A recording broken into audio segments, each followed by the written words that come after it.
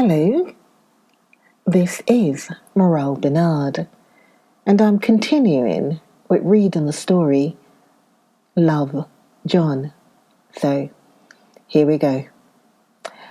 The wallpaper, as I said before, is torn off in spots, and it's sticked closer than a brother. They must have had perseverance as well as hatred. Then the floor is scratched and gouged and splintered. The plaster itself is dug out here and there. And this great heavy bed, which is all we found in the room, looks as if it had been through the wars. But I don't mind it a bit, only the paper. There comes John's sister. Such a dear girl as she is, and so careful of me. I must not let her find me writing. She's a perfect and enthusiastic housekeeper and hopes for no better profession. I verily believe she thinks it is the writing which makes me sick. But I can write when she's out and see her a long way off from these windows. There is one that commands the road, a lovely, shaded, winding road, and one that just looks off over the country.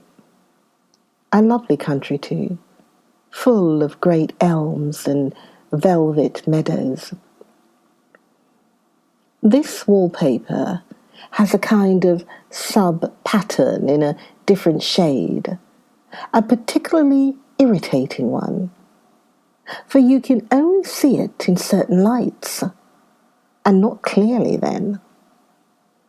But in the places where it isn't faded and where the sun is just so, I can see a strange, provoking, formless sort of figure that seemed to skulk about behind that silly and conspicuous front design. There's sister on the stairs. Well, the 4th of July is over. The people are gone and I'm tired out. John thought it might do me good to see a little company, so we just had Mother and Nellie and the children down for a week. Of course, I didn't do a thing. Jenny sees to everything now. But it tired me all the same. John says if I don't pick up faster, he shall send me to Ware Mitchell in the fall. But I don't want to go there at all. I had a friend who was in his hands once, and she says he is just like John and my brother, only more so. Besides, it is such an undertaking to go so far. I don't feel as if it was worthwhile to turn my hand over for anything, and I'm getting dreadfully fretful and querulous. I cry at nothing, and cry most of the time. Of course I don't when John is here or anybody else, but when I'm alone. And I am alone a good deal just now. John is kept in town very often by serious cases, and Jenny is good and lets me alone when I want her to. So I walk a little in the garden or down that lovely lane, sit on the porch under the roses and lie down up here a good deal. I'm getting really fond of the room in spite of the wallpaper. Perhaps because of the wallpaper. It dwells in my mind so. I lie here on this great immovable bed. It is nailed down, I believe, and follow that pattern about by the hour.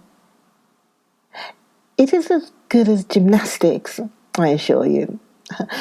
I start, we'll say, at the bottom, down in the corner over there, where it has not been touched, and I determine for the 1,000th time that I will follow that pointless pattern to some sort of conclusion. I know a little of the principle of design, and I know this thing was not arranged in all laws of radiation or alternation or repetition or symmetry or anything else that I ever heard of. It is repeated, of course, by the breadths, but not otherwise. Looked at in one way, each breadth stands alone. The bloated curves and flourishes, a kind of debased romanesque, with delirium tremens go waddling up and down in isolated columns of fatuity. But, on the other hand, they connect diagonally, and the sprawling outlines run off in great slanting waves of optic horror, like a lot of wallowing seaweeds in full chase. The whole thing goes horizontally too, at least it seems so, and I exhaust myself in trying to distinguish the order of its going in that direction. They have used a horizontal breadth for a frieze, and that adds wonderfully to the confusion. There's one end of the room where it is almost intact, and there, when the cross lights fade and the low sun shines directly upon it, I can almost fancy radiation after all. The interminable grotesque seem to form around a common centre and rush off in headlong plunges of equal distraction. It makes me tired to follow it. I will take a nap, I guess. I don't know why I should write this. I don't want to. I don't feel able. And I know John would think it absurd, but I must say what I feel and think in some way. It is such a relief. But the effort is getting to be greater than the relief. Half the time now I'm awfully lazy and lie down ever so much. John says I mustn't lose my strength and has me take cod liver oil and lots of tonics and things, to say nothing of ale and wine and rare meat.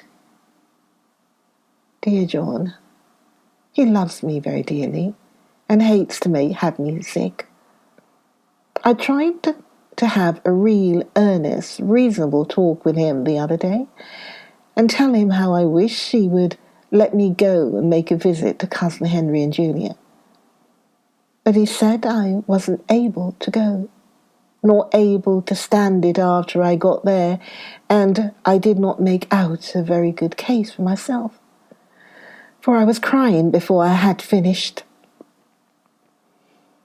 It is getting to be a great effort for me to think straight. Just this nervous weakness, I suppose.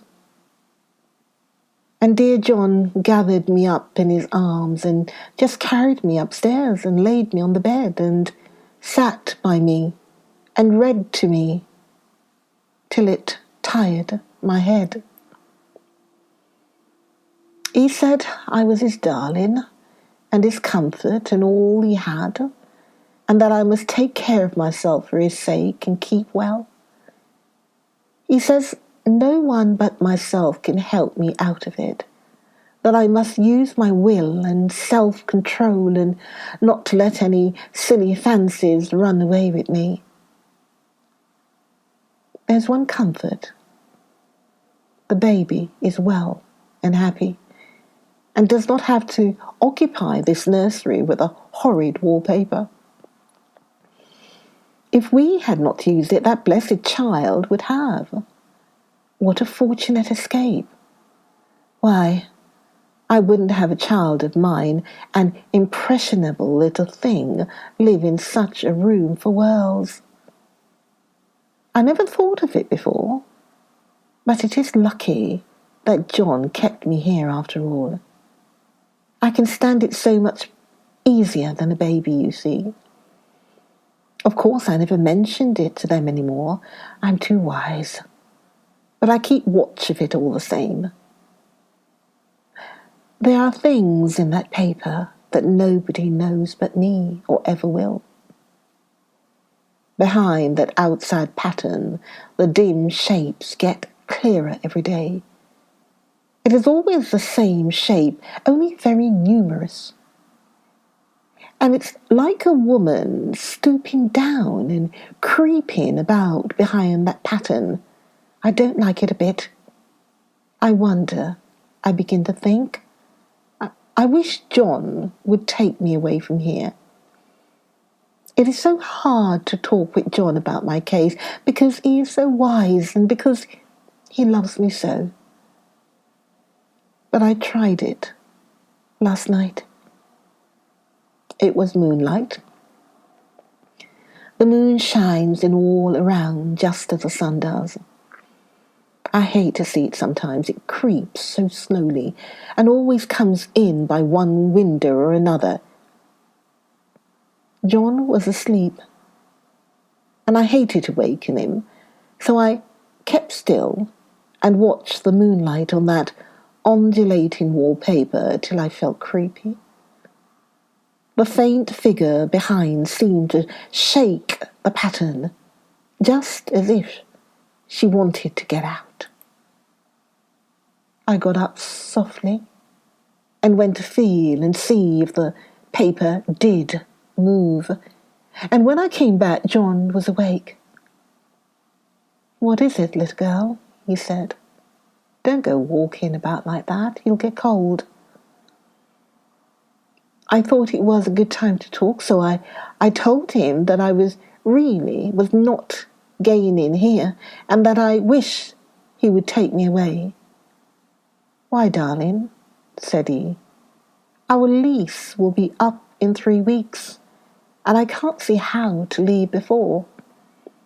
The repairs are not done at home, and I cannot possibly leave town just now. Of course, if you were in any danger, I could and would, but you really are better, dear.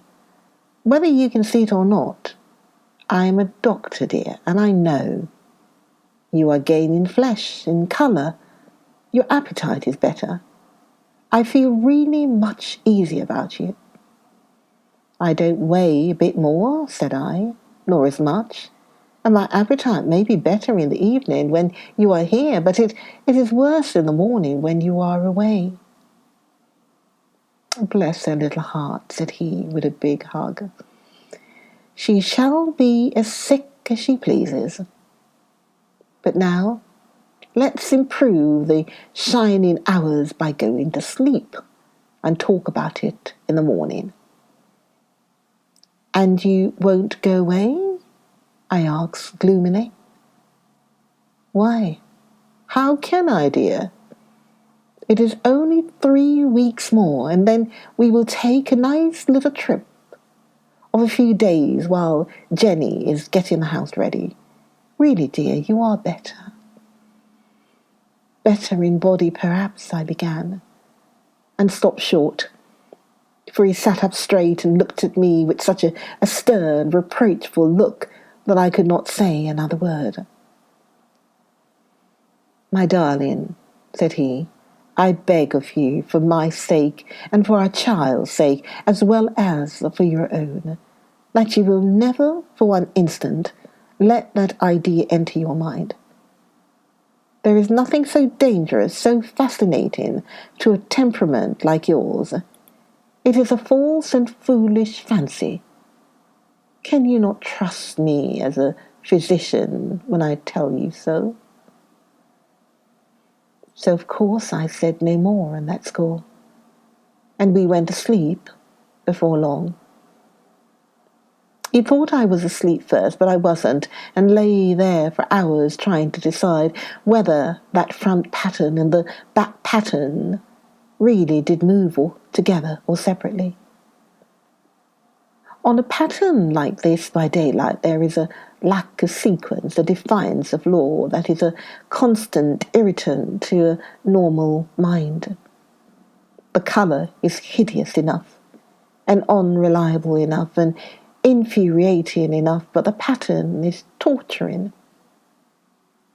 You think you have mastered it, but just as you get well underway in following, it turns a back somersault, and there you are.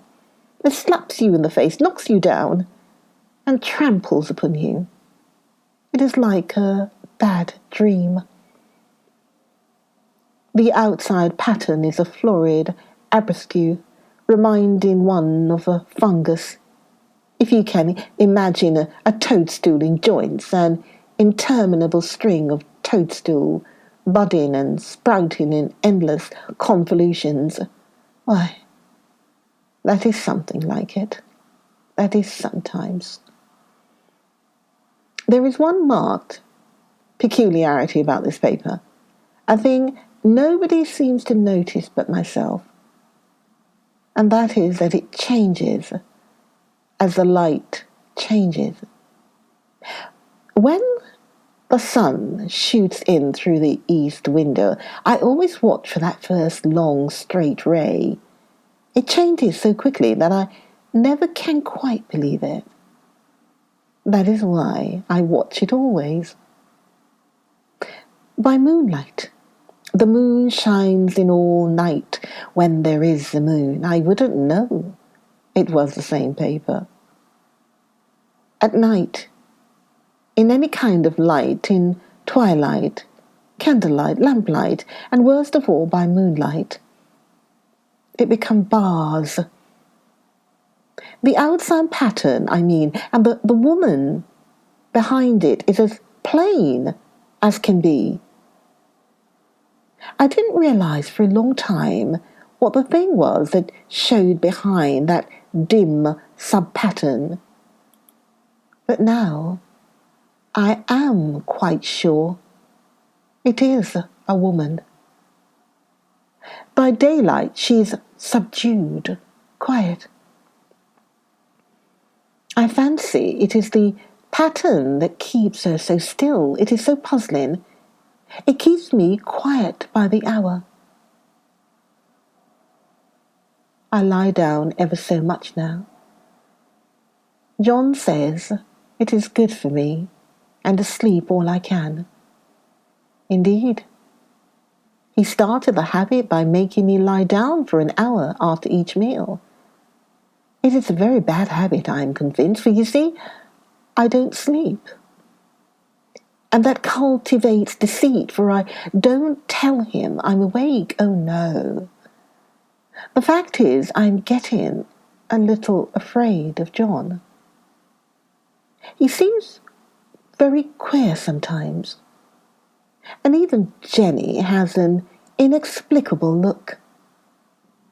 It strikes me occasionally, just as a scientific hypothesis, that perhaps it is the paper. I have watched John when he did not know I was looking and come into the room suddenly on the most innocent excuses, that I've caught him several times looking at the paper. And Jenny too. I caught Jenny with her hand on it once. She didn't know I was in the room. And when I asked her in a very quiet voice, with the most restrained manner possible, what she was doing with the paper, she turned around as if she had been caught stealing and looked quite angry. Asked me why I should frighten her so. Then she said that the paper stained everything it touched, that she had found yellow smooches on all my clothes and John's, and she wished we would be more careful. Did not that sound innocent? But I know she was studying that pattern, and I am determined that nobody shall find it out but myself. So, for now, I will stop there And I will see you again soon for more of Love John. Okay, bye-bye for now. This is Morel Bernard saying bye-bye for now. Bye-bye. See you soon. Bye.